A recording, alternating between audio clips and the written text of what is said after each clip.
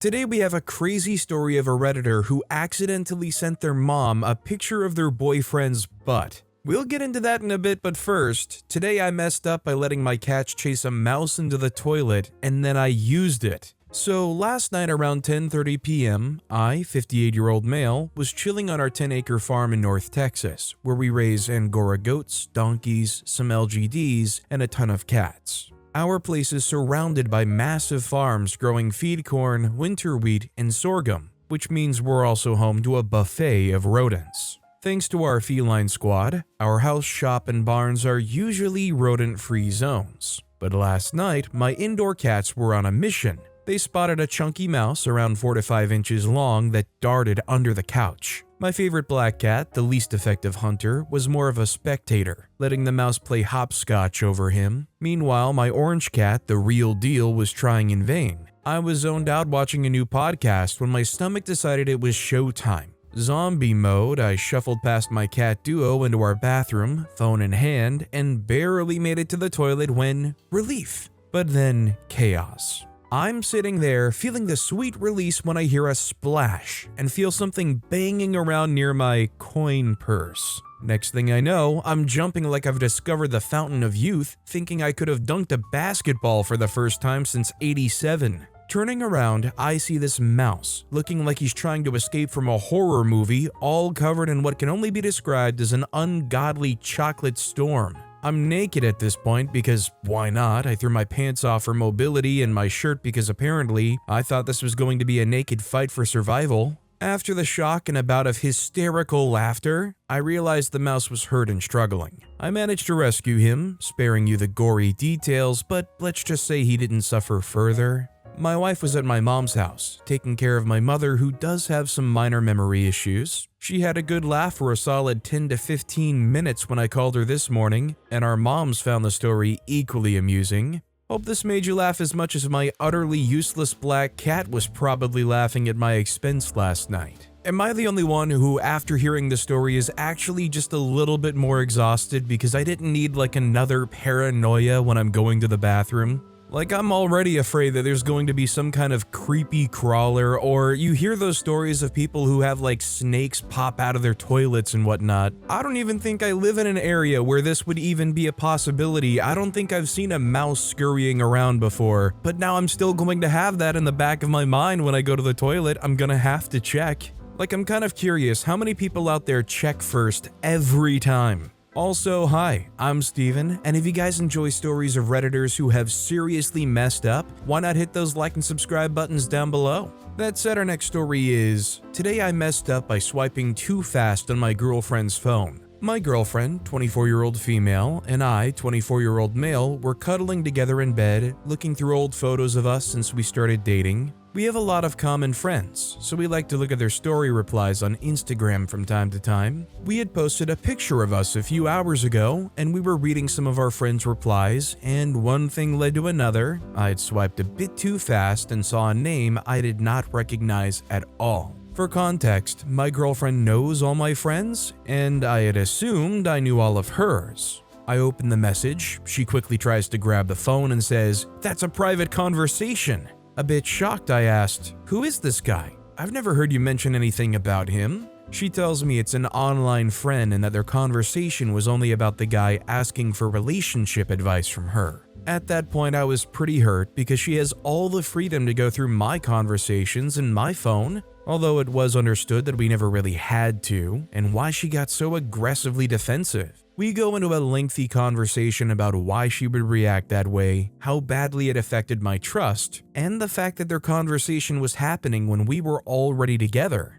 It boiled down to because she was embarrassed for investing time into talking with said guy. So my initial thought is this grounds for like an immediate breakup? I think it's completely reasonable to have this expectation that you don't snoop through your partner's phone. But I mean, when you have a situation like that happen, how does it not immediately cause some serious issues? Like, how do you go back to trusting your partner if, first of all, that even happened to begin with, and second of all, you don't really know if they're even telling the truth about what that is? Like, how many of you guys out there would actually believe that this is just, he's asking for relationship advice and she's so embarrassed about it? Our next story is, today I messed up by doing the crank that Soulja Boy dance. Welp, I did not think this dance had an age limit. It was Halloween 2023. I was a teacher at a middle school. Halloween is my favorite holiday, so when they asked for teachers to volunteer to chaperone, I jumped on the opportunity. The day came, I was dressed as Ken from Barbie, school appropriate of course, fur coat and all. I checked in the kids as they arrived in their various awesome costumes. It was an all-around pleasant night so far. Then, I chaperoned the dance floor. I'm a former dancer and athlete. This wouldn't have occurred to me not to be the cool, sometimes cringe teacher and dance with my students.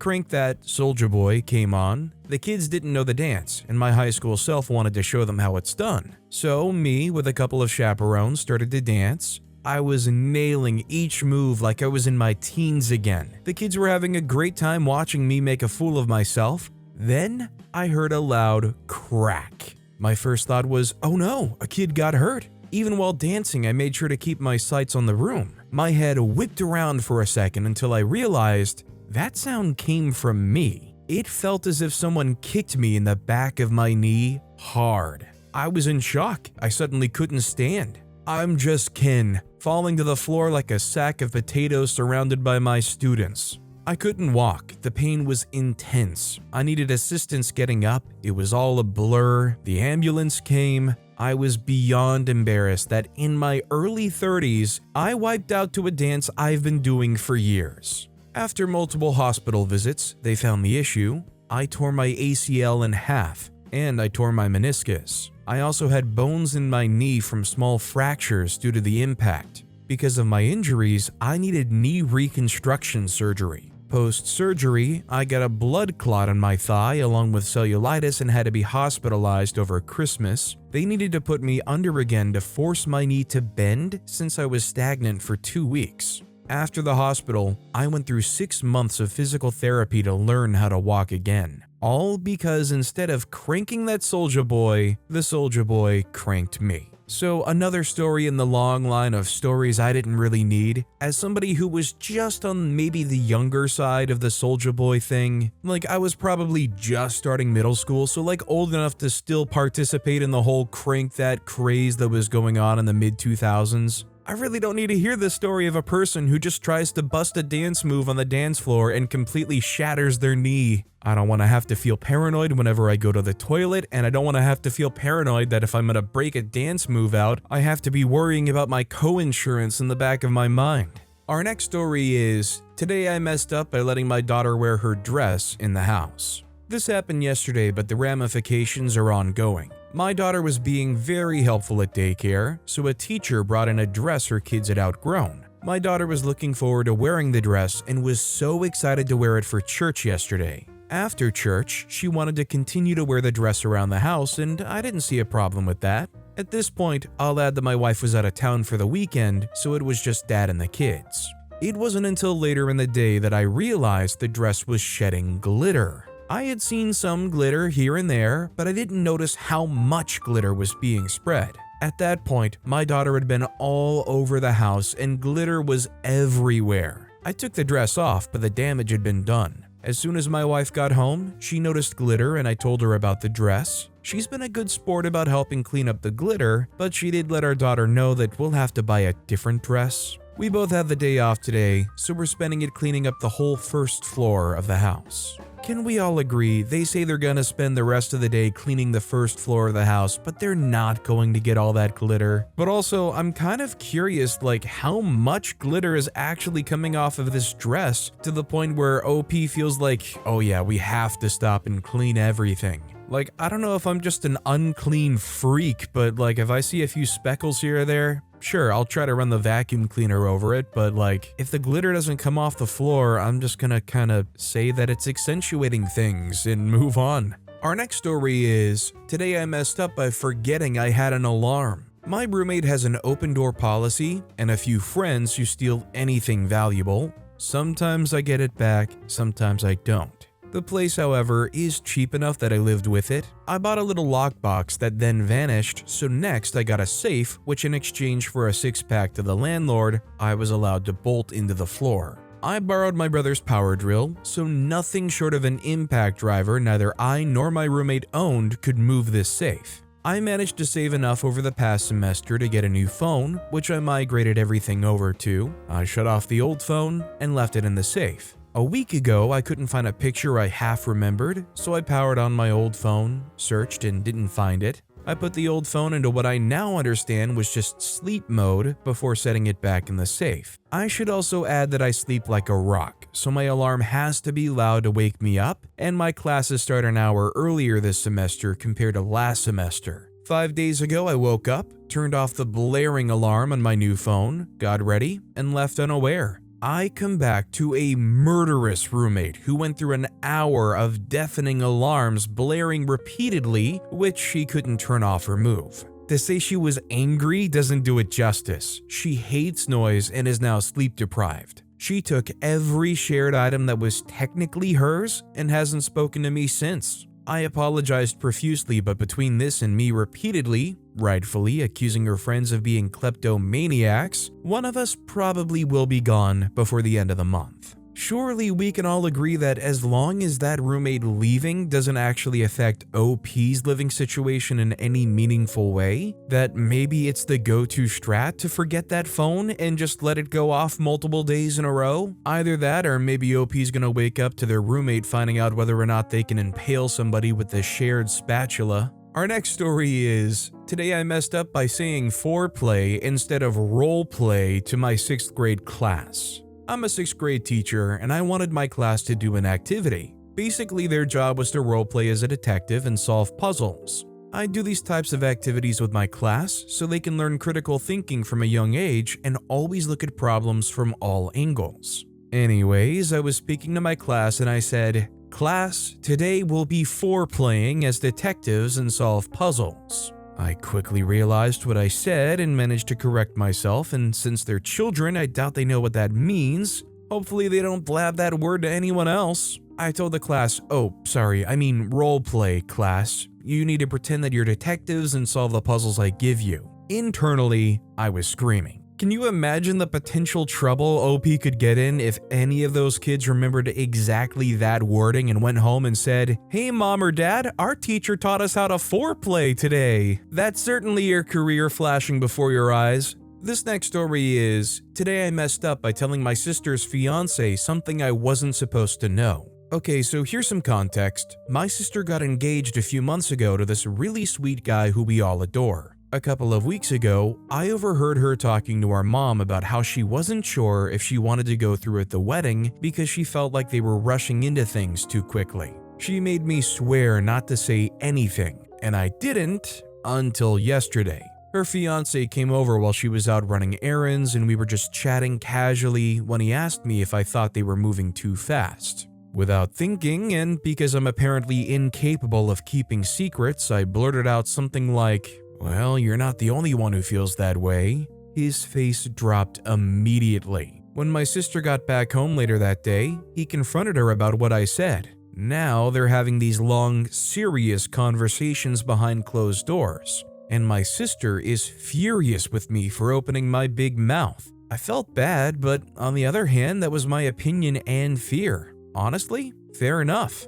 I did have doubts about her engagement when her fiance asked me for advice. Now the relationship might be in trouble. Is OP in the right here, or is OP just trying to make themselves feel better about what they did? The sister confided in OP, and OP turned around and blabbed that out there, whether or not OP personally had any echoes of those fears. I mean, the thing is, it wasn't OP sharing their perspective or their thoughts. They essentially went straight to, "Yeah, I heard this person's private testimony on this thing. Let me share it with you." Vasilia commented on this post saying, "You're justifying yourself. You didn't tell him how you feel, you told him how your sister felt. That's a huge difference. If you wanted to tell him how you felt, you would have said, 'I feel like you're rushing into things,' and not, 'Someone thinks it's going too fast as well.' Just face it, you spilled the beans. That's all there is to it. Next time, tell what you really feel, not repeat something someone told you in confidence.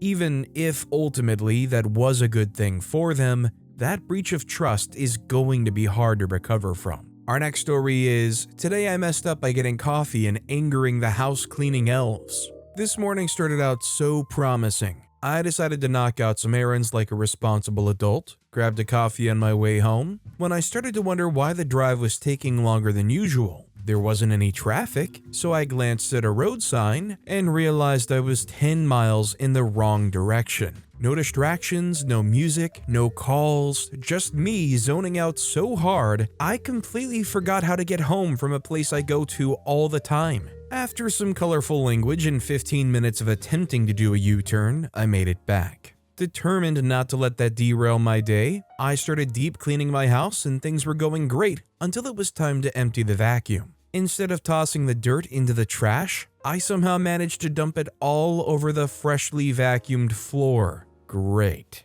So I re-cleaned and decided to mop for good measure, and then I knocked the mop bucket over in the bathroom, which I had just cleaned 10 minutes earlier. At this point, I'm scared to attempt to do laundry. I feel like if you're having a day like this, you have to do one of two things. You either just call it a day and you just take a nap, or when you go to do that laundry, you do one thing at a time, one piece of clothing in at a time. You move anything that could cause any kind of trouble clearly out of the way, like move the bleach way across the room, but even then you probably end up spilling the bleach across the other side of the room all over something too. Aurora Borealis commented, I had a day where the only way I can explain it is that part of my brain never actually woke up. I was up and moving about and going through some motions, but there was little logic or clarity to anything. I went back to bed for a little while and that seemed to fix it. It wasn't being tired, it was unlike anything else. Call it a day. The universe is telling you to go play video games or something.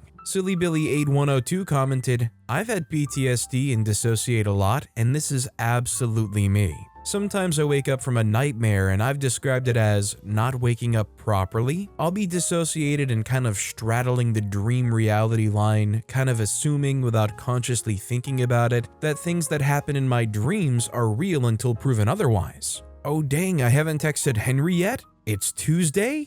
Going back to sleep really does fix the problem a lot of the time. The key though is not going to sleep dissociated. I have to squeeze my muscles. I swear there's some mechanism involved in the process of waking up that's broken or finicky in people with PTSD. Our next story is, today I messed up by sending my mom a picture of my boyfriend's butt. Pretty much what the title says, this just happened. My boyfriend and I were cuddling after sexy time for a while. I was joking that his butt looked like SpongeBob's butt when he clenches it. He didn't know what I was referring to, so I grabbed my phone and had him clench. I took a picture of his butt and then looked up SpongeBob to show him the comparison I was talking about. A little bit later, we played Connections for the Day together from the New York Times. My mom and I do Wordle and Connections daily and send each other the results. My brain went on autopilot, forgetting that Connections copies to your clipboard and not a screenshot like Wordle. Before I have time to think about what I'm doing, I go to send my mom the results by sending her what my brain thought was going to be the most recent picture on my camera roll, but it wasn't actually a puzzle screenshot. Instead, it's the picture of my boyfriend's bare butt.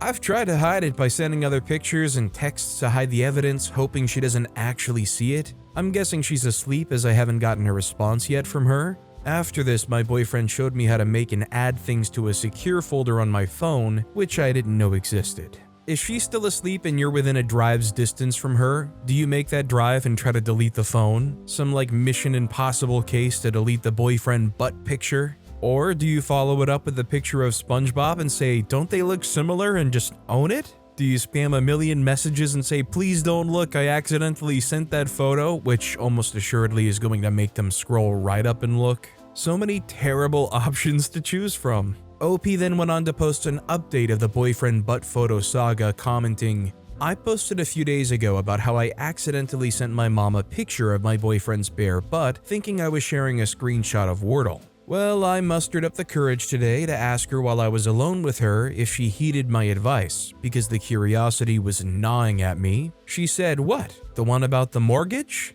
Fannie Mae? Needless to say, I absolutely died and have been dying laughing with her since. I decided I needed to give her the context behind the picture and explain that I thought my boyfriend's butt looked like SpongeBob's. I was surprised, but she actually knew exactly what I was talking about and agreed. As some of you have suspected, she was trying to preserve my dignity and didn't text back anything about it. I decided to show her the original post too, and she got such a kick out of both my post and the responses it got. Glad everyone got a kick out of the story. I'm going to bury my head in sand now. Our next story is, today I messed up by making my coworkers believe I have autism. I, 25-year-old female, just learned that apparently all my coworkers think I have autism, which as far as I'm aware, I'm not. It's freaking me out a little because it explains so much, but makes me so paranoid at the same time. So here's what happened. I work in the hospitality industry, and on this particular night, it was really busy. A lot of people, and I'm working by myself, and well, it's been a lot. I'm not exactly people-oriented, and talking to so many people with constant issues and your classic Karens isn't really my cup of tea. No manager I can ask for help from either, as the one on duty doesn't know anything about the system we work on, so I'm forced to just suck it up and face the hordes of unpleasant witches. Once it calms down around I think 9:45 p.m., one of the housekeepers, we'll call Rosie, comes in the back office with me to hide and chill a bit. I share with her my stress and the idiotic demands of the people we call guests when she replies with, "You know, I still can't believe they'd let you work all by yourself like this when we all know you're autistic." I kid you not, I thought it was in a comedy skit as I just respond with, "What?" She repeats herself and I again go, "What? But I'm not autistic." And we have this long, awkward pause before another guest comes over to the desk, so I have to go out and talk to them, and I'm just thinking to myself, what? Who? What? Do not get me wrong. There's nothing wrong with being autistic at all, but it's not something I thought I would have. I've maybe pondered it before as a teen since I never fit in, but I thought I had myself well figured out. After I helped the guest, I went back to the office. Rosie sat down in a chair, waiting to talk to me to explain herself thankfully. I asked her to clarify exactly why on earth people think that, and she tells me she didn't mean to insult me, as she has autism herself, but high functioning. She just figured I knew with just how I behave in general. When I asked her for examples, she gives me a list, but here's a few I remembered. I get stressed out extremely easy in social situations. When I sit down, I always have my legs up on the chair with me, either crisscross or folded together. I have a designated chair that I specifically like to sit in because it's comfortable. When I'm standing, I can't stand still, either swaying about or balancing on one foot or the other. When people do get upset with me, I just freeze up and stare at them. My brain goes blank. I never know what to say. There was probably more, but I can't remember as my brain felt like it was gonna pop from stress. There were just things she herself have observed for me and I have to agree with because I'm very self-aware of my body and mannerisms, but I didn't think much of it. We talked a bit about it. I'm still in doubt, but she encouraged me to get tested for it. I don't know how you go about that though, and left to clean the bathrooms, I think. After she left me to my thoughts, I started to think and panic even more about it. Because if my coworkers, who I get along with everyone very well with, mind you, all believe that, what does that mean? Not everyone thinks well of people with autism. So what if they're all pretending to like me all because I seem to be? Just be nice to her because she has autism. It's such a taboo topic and I don't know. The friendships I thought I've cultivated here being fake because of this is crushing me. I want to say again that I myself don't think it's a bad thing. If someone has it, you're no different than anyone else and just think differently. I don't think it makes someone less. But because it's me, I already think less of me, so I don't know what to think. I'm confused and hurt and embarrassed that I can't act normal. I don't know who else to talk to about it without making accusations or make Rosie be the villain because she isn't at all. I probably sound terrible, so I'm just rambling at this point. So yeah, broke down at work while helping guests for the rest of the night. Even if you have very strong assumptions, it's completely unfair to just put this on somebody like that. It's not really quite the same thing, but it's kind of similar to seeing a woman with a big belly and going up to them and just boldly asking, "So when are you due?" I remember my 7th grade science teacher talking to the class and telling people about how somebody had recently just went up to her and asked her when she was due, and she wasn't. You especially don't walk up to somebody and go, "Oh, I'm surprised they'd even let you do this by yourself considering you're X or Y or Z." Am I wrong?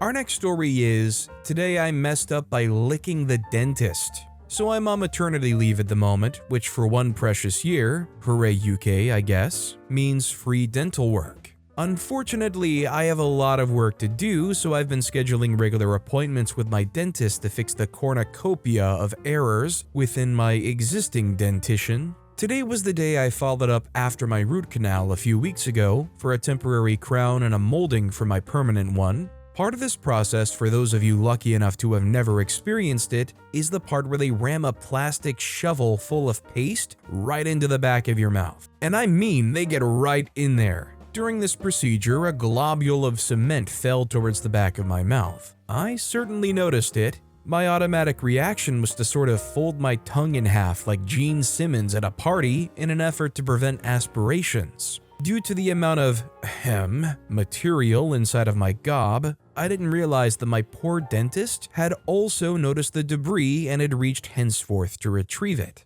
What followed was a completely unintentional erotic ballet of tongue and finger, like an anaconda squeezing the life from a deer. This was punctuated by my dentist saying, "Oh wow." Certainly more out of consternation than delight. It was at this point that I realized that he was, well, involved. I tried to apologize as soon as I realized, but sadly, "I'm so sorry" with a mouthful of dental equipment plus finger was renditioned as sorry. So I'm not entirely certain he got the message. He did try to give me a high five on the way out of the appointment though, so I guess that's a win. To add insult to injury, the temporary crown is much brighter than my other teeth, and when questioned about it, my dentist told me, "That's the yellowest shade they do." So I guess I'm confined to practicing talking like a grandma lost her dentures for another year. Anyway, that's it. I'm mortified. I would say I can never go back there, but mama gotta get her free dental. Shrug. If I were in OP's shoes, I would obviously be mortified, but I feel like there is some solace to know surely that's not the most embarrassing thing that dentist has ever seen. Although looking back, the dentist going, "Oh wow." Yeah, that part would hurt. In fact, I think for quite a while after that, if I saw anything suggestive going on in any kind of capacity, immediately that dentist going, "Oh wow," would pop into my head. Groovy Normal commented, "I was getting some work done under the gas. The assistant had to ask me a few times to stop licking her fingers. I wasn't trying anything, just high as heck. Still embarrassed about that 20 years later." Our next story is, today I messed up by having an itchy butt for 11 months. I had a vasectomy in January of 2024. A few days after the procedure, my butt started itching uncomfortably and unceasingly. At first, I thought it was a side effect of the procedure. Maybe I was reacting to the bandages. Maybe it was the non-stop sitting as I recovered. Or maybe I itched because I didn't shower for a few days post-op. But I recovered and got back into my normal routine, and the itching continued. I tried everything, short of consulting my doctor. It's embarrassing to tell people your butt itches. I started showering twice daily. I outfitted all of my toilets with bidets. I even tried a few different types of creams and ointments. Nothing worked. I googled my symptoms and got a variety of results. Some sites suggested I may have hemorrhoids, pinworms, or some other butt-related ailment. One helpful form simply said, "This happens when you turn 40. Your butt starts itching. You just have to deal with it." I resigned myself to having an itchy butt for the rest of my life. Then, over the holidays, 11 months into my affliction, I was scratching my itchy unmentionables and I had a thought. When I had my vasectomy, I followed my doctor's instructions and wore some tight briefs for a few days. Those briefs became a part of my laundry cycle, and I wore them regularly. Looking at their tag, they were 20% spandex. Turns out, spandex is a pretty common allergy. I threw out the briefs and the itching stopped within a few days. I'm now itch-free, and I'm never wearing spandex again. I was resigned to the idea that I was going to have an itchy butt for the rest of my life, and now I can live a clear, itch-free life again. Needless to say, if you're having itching problems, it's not a crazy thing to rule out the clothes you're wearing or even like the bed sheets that you're sleeping on. They even make like free and gentle versions of like Tide Pods for people who have sensitive skin. To be honest, I feel like it's kind of such a man thing for OP to say, I tried all these creams and ointments, nothing would work, and then I realized it's the clothes I'm wearing. I'd probably do the same mistake, not gonna lie. Almost Christmas Now commented, that reminds me of the time I thought I developed a new allergy. In my defense, this was a few weeks after I did finally realize I'm allergic to peanuts.